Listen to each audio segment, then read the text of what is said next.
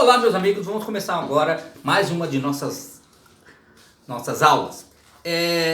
Até semana passada nós estávamos discutindo sobre a independência dos países da América Espanhola. Não hoje, né? Mas essa semana nós começamos a falar no caso da independência da América Portuguesa.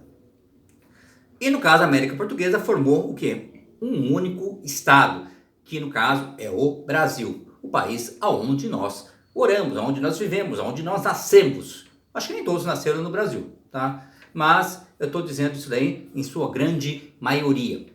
Bom, quando nós falamos da própria independência do Brasil, nós lembramos da figura de quê?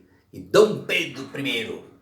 Nós lembramos desse célebre filho português, que nasceu em solo português e que veio para cá, junto ao seu próprio pai, o próprio Dom João VI. Se fala assim, quem proclamou a independência do Brasil? Dom Pedro I. Só que no caso a independência do Brasil não começou do dia para a noite. Foi fruto o quê? De um processo. Um processo que começa, sabe quando? Alguém sabe? Vou contar até 5. 1, 2, 3, 4, 5. Bom, não sei se alguém descobriu, mas começou já quando Dom João fugiu de Portugal, porque Portugal estava sendo invadido por Napoleão Bonaparte. Quando Dom João chega no Brasil, o que ele faz? Ele torna o Brasil não mais uma colônia, mas simplesmente o quê? Um reino, o Reino Unido de Portugal. E no caso, o Brasil vai ser naquele momento administrado pelo Dom João diretamente. Então, no caso, o Brasil vai deixar de ser simplesmente colônia e vai ser, no caso, basicamente o que? A própria metrópole, porque Portugal tinha sido invadido por quem? Por Napoleão.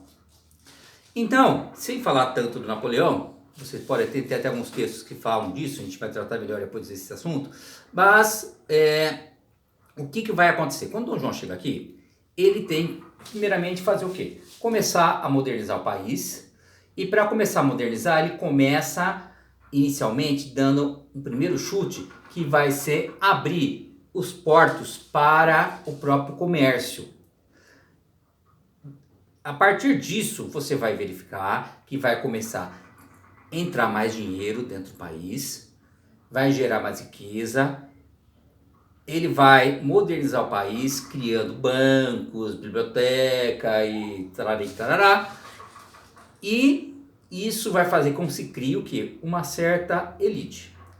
Depois, com o tempo, quando acontece o quê?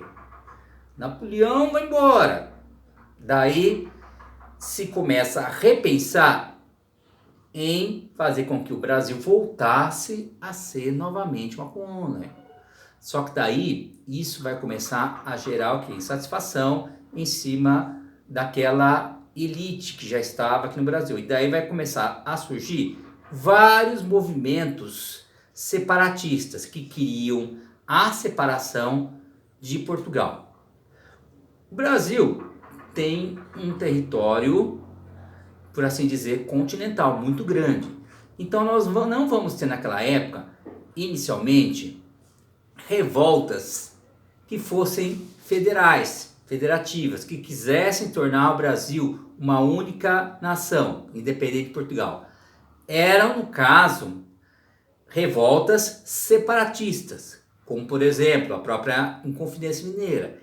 Ela queria e propunha a separação de Minas Gerais do resto do Brasil e, consecutivamente, de Portugal.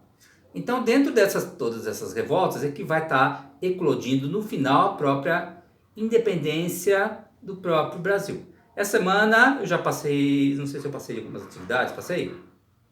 Estão lembrados? Olharam? Não vou falar não. Mas vocês vão lá que tem atividades para fazer. Vocês dê uma olhadinha lá, eu passei já alguns textos, alguns vídeos complementares. Então, esse assunto é denso e ele vai ser tratado por mais do que uma semana. Tá ok? Então, até breve.